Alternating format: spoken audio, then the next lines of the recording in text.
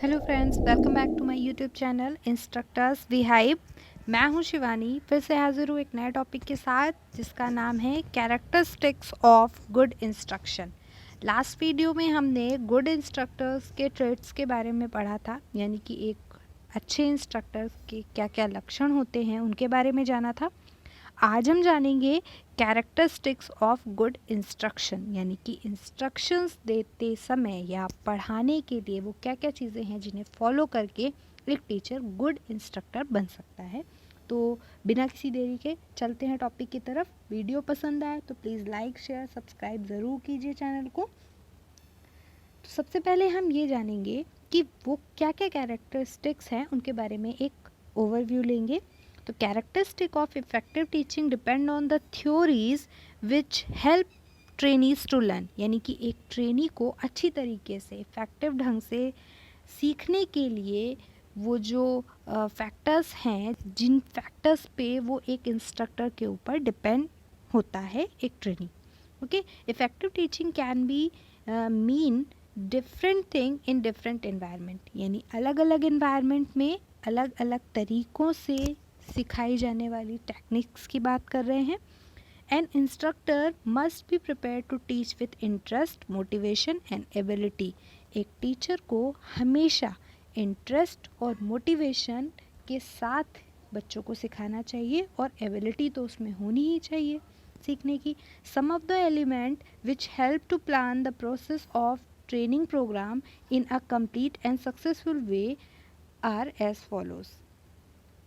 These elements are useful for effective teaching learning process. तो ये कुछ एलिमेंट्स थे जिनसे एक टीचिंग लर्निंग प्रोसेस इफ़ेक्टिव बन सकती है। एक एक करके अब इन पॉइंट्स के बारे में जानेंगे। फर्स्ट पॉइंट है नीड असेसमेंट, यानी कि हमें ये पता करना कि किस तरह के लर्नर को किस तरह के इन्वायरमेंट की ज़रूरत है, किस तरह से वो बेटर तरीके से सीख सकता है। इस चीज़ का असेसमेंट करना बहुत ज़्यादा ज़रूरी होता है। तो जैसा कि इस पॉइंट में लिखा है, training programme will be planned and organized only if a particular trade has a demand in the industry or by the people of a particular area. Based on the need, positive learning atmosphere is made. यानी कि अगर आप assessment करते हैं तो एक positive learning environment बनता है। सेकेंड चीज़ कि इंडस्ट्री में उसकी ज़रूरत है, यानी कि अगर आप जिस भी जगह पर पढ़ा रहे हैं या सिखा रहे हैं, वो लोग आपसे बोलते हैं कि नहीं, हमें ये जानना है कि कितना बच्चों ने सीखा है या आपने कितना अब तक सिखाया है, उसके बेस पर असेसमेंट किया जाता है। या फिर आपको लर्नर की एबिलिटी पता करने के लिए भी असेसमेंट की ज़रूरत पड़ती है। सेकेंड पॉइंट है planning. Before teaching, systematic planning must be made based on available resources, raw material, necessary time of teaching, objective, method etcetera. यानी कि जब भी आप कुछ भी पढ़ाने जा रहे हैं क्लास में, उसके पहले आपको प्लानिंग करनी है। आपको उन चीज़ों पर फोकस नहीं करना है जो आपके पास नहीं है, जिनसे आप नहीं सिखा सकते। आपको कोशिश करनी है कि आपके पास जो जो चीज़ें हैं, जो रॉ मटेरियल है, जो आप रिसोर्सेज हैं, जो ऑब्जेक्टिव्स हैं, उनको यूज़ करके और अच्छे से अच्छे मेथड का यूज़ करके आप चीज़ों को ट्रेनीज़ को समझा सकें। ये प्लानिंग आपको पहले से करनी होती है। नेक्स्ट पॉइंट है प्रिपरेशन। देखिए, प्लानिंग, प्रिपरेशन, प्रेजेंटेशन, ये कुछ पी हैं जो बहुत ज़्यादा इम्पॉर्टेंट हैं। कई बार आपसे एग्ज़ाम में पूछता है 4 P's के बारे में, तो उनमें से 3 P हैं वो हैं आपके प्रिपरेशन, प्रेजेंटेशन एंड प्लानिंग। तो प्लानिंग के बारे में हम पढ़ चुके हैं, अब हम पढ़ते हैं प्रिपरेशन के बारे में। तो preparation include both instructor preparation as well as the learner preparation. इसका मतलब ये है कि एक इंस्ट्रक्टर जब क्लास में पढ़ाने आता है तो वो कुछ प्रिपरेशन करके आता है, कौन सा मेथड यूज़ करना है, क्या पढ़ाना है, किस तरह से पढ़ाना है, क्या मटेरियल मुझे यूज़ करना है, इन सारी चीज़ों के बारे में एक इंस्ट्रक्टर प्लानिंग करके आता है क्लास में। साथ ही साथ एक लर्नर जो होता है वो भी प्रिपरेशन करता है कि मुझे आज क्या पूछना है, मुझे आज क्या सीखना है, मुझे किस तरह से जो चीज़ें लास्ट डे सिखाई गई हैं उनको कैसे परफॉर्म करना है, और जो मुझे प्रॉब्लम्स आ रही हैं उनसे रिलेटेड क्वेश्चंस की प्रिपरेशन वो पहले से करता है. The duration of quality time of teaching depend on clearly stated objectives. If the objectives are not clear, the teaching time may be extend more than the allotted time. देखिए, आप आगे पढ़ेंगे इस चीज़ के बारे में, समझेंगे हम लोग कि कैसे एक इंस्ट्रक्टर टाइम को देखते हुए सिलेबस, देखिए सिलेबस एनालिसिस एक पूरा अलग चैप्टर है, उसमें हम इस चीज़ के बारे में डीपली पढ़ेंगे. अभी थोड़ा सा जान लेते हैं कि सिलेबस कंस्ट्रक्शंस की ज़रूरत क्यों पड़ती है, सिलेबस बनाने की ज़रूरत क्यों पड़ती है, ताकि हम अलॉटेड टाइम में चैप्टर्स को कंप्लीट कर सकें, किस चैप्टर को कितना टाइम देना है उसे फिक्स कर सकें. ये सारी चीज़ें ज़रूरी होती हैं. उसी में एक मेन पॉइंट आता है कि अगर कोई टॉपिक ऐसा है जो बच्चों को समझ में नहीं आया है, ट्रेडीज़ को समझ में नहीं आया है, तो वहाँ पर हम टाइम को थोड़ा सा फ्लेक्सिबल रखते हैं ताकि हम चीज़ों को कभी थोड़ा सा फास्ट और कभी थोड़ा सा स्लो कर सकें लर्नर्स की नीड के अकॉर्डिंग. नेक्स्ट पॉइंट है आपका presentation. Presentation is very important characteristic of effective teaching. देखिए, जब आप चीज़ों को जिस तरह से प्रेजेंट करते हैं, देखिए जिस छोटा बच्चा घर में जैसी हरकतें देखता है होती हुई, वैसे ही वो उन्हें परफॉर्म करता है. तो इसी तरह से जब आप ट्रेनीज़ के सामने, जिन्हें उस चीज़ के बारे में नहीं पता है या थोड़ा बहुत पता है, उनके सामने चीज़ों को जैसे प्रेजेंट करेंगे, वो सबसे फर्स्ट जो उनकी नॉलेज होगी वो उसी पर बेस्ड होगी. तो वो चीज़ों को पहले उसी तरह से समझेंगे. उसके बाद जब उनमें क्यूरियोसिटी आएगी, वो चीज़ों को अलग अलग नज़रिए से देखेंगे, अलग अलग पॉइंट ऑफ व्यू से देखेंगे, तो उसमें कुछ डेवलपमेंट होंगे. बाकी ये चीज़ आपने अभी तक सीखी है कि हमेशा चीज़ों को सिंपल टू कॉम्प्लेक्स की तरफ पढ़ाया जाता है. तो किस तरह से आपको बच्चों को समझाना है, उसकी प्रेजेंटेशन भी उसी तरह से होनी चाहिए. यानी कि सबसे पहले आपने उसे बोर्ड पर चॉक बोर्ड से बताया, उसके बाद में आपने खुद मशीन पे परफॉर्म करके दिखाया, फिर थर्ड टाइम में आप उन्हें मशीन के सामने खड़ा करते हैं और उनसे बोलते हैं उस मशीन को चलाने के लिए या उस पर जो भी टास्क आपने दिया है उसे परफॉर्म करने के लिए. तो ये सिंपल टू कॉम्प्लेक्स का एक वे होता है जिसमें चीज़ों को प्रेजेंट करना ज़्यादा बेटर रहता है. इसके अलावा आप बहुत सारे मीडिया यूज़ करते हैं, तो मीडिया वाला पॉइंट आगे है, उस पर हम आगे पढ़ेंगे.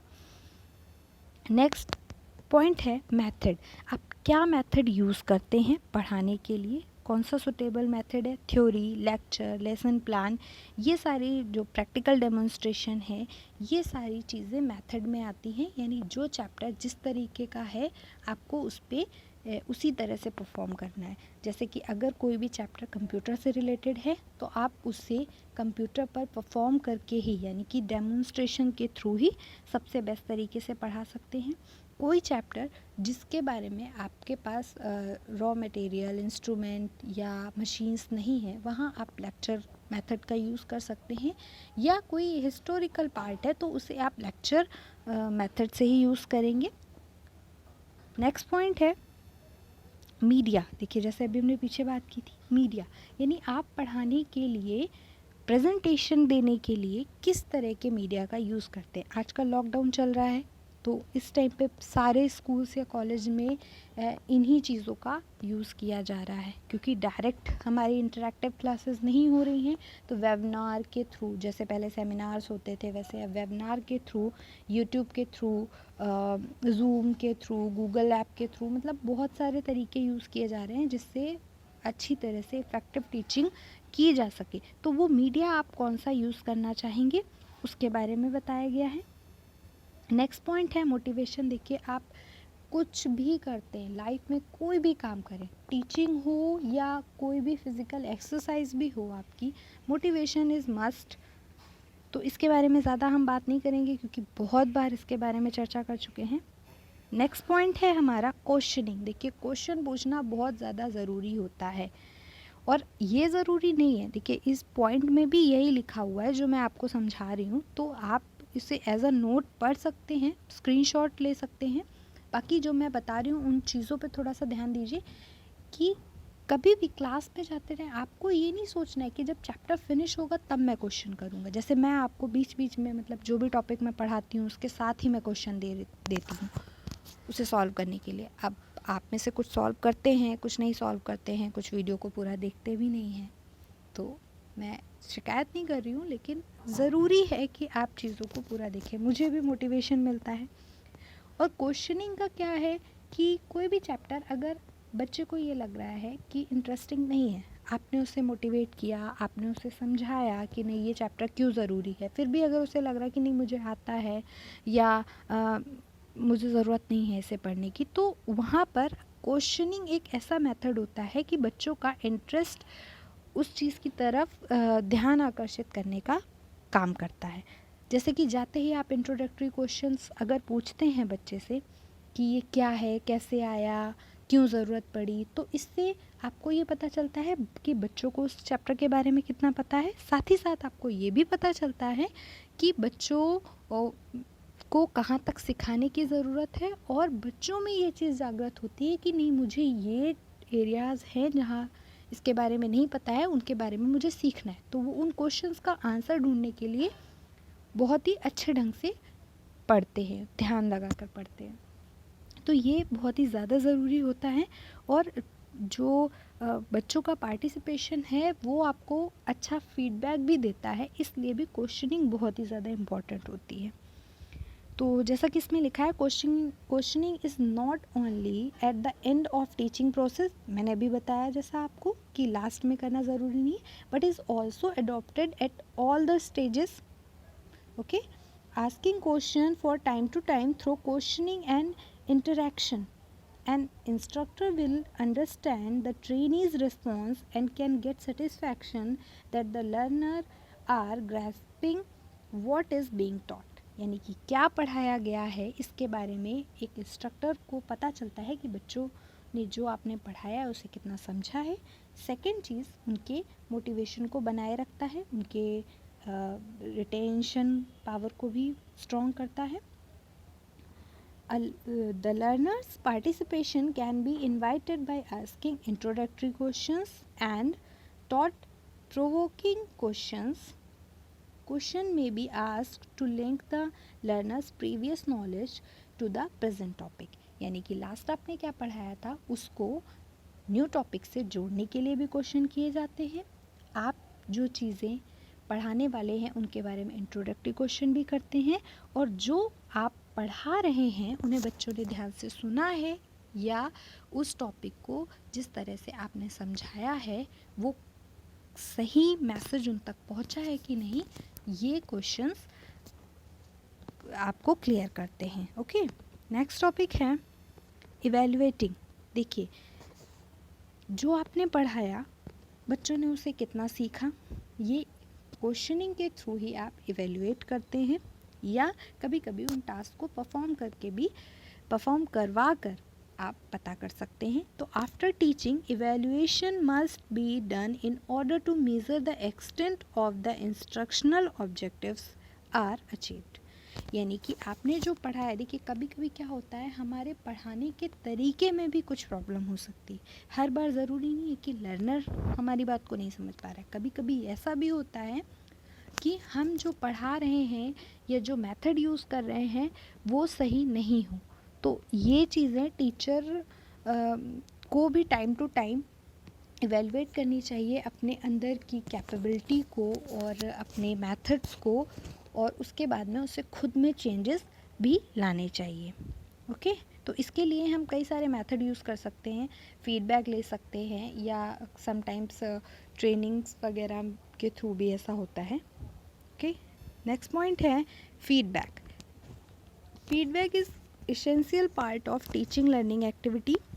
The purpose of getting feedback is to help the learner to solve an unsolved problem.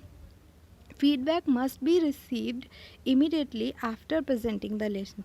It will also help the trainer to self evaluation। देखिए, फीडबैक इवेल्यूशन में भी वर्क करता है। साथ ही साथ अगर आपको तुरंत फीडबैक मिलता है, यानी कि आपने जो क्लास में पढ़ाया, लाइक आपने कोई स्टोरी सुनाई, तो उस स्टोरी में आपने क्वेश्चंस किए, उससे आपको फीडबैक मिला, उससे आपको पता चला कि बच्चों ने स्टोरी को कितना ध्यान से सुना।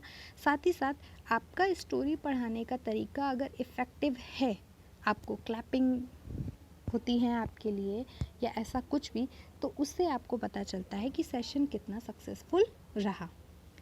तो ये कुछ पॉइंट्स थे जिनके बारे में हमने बात की।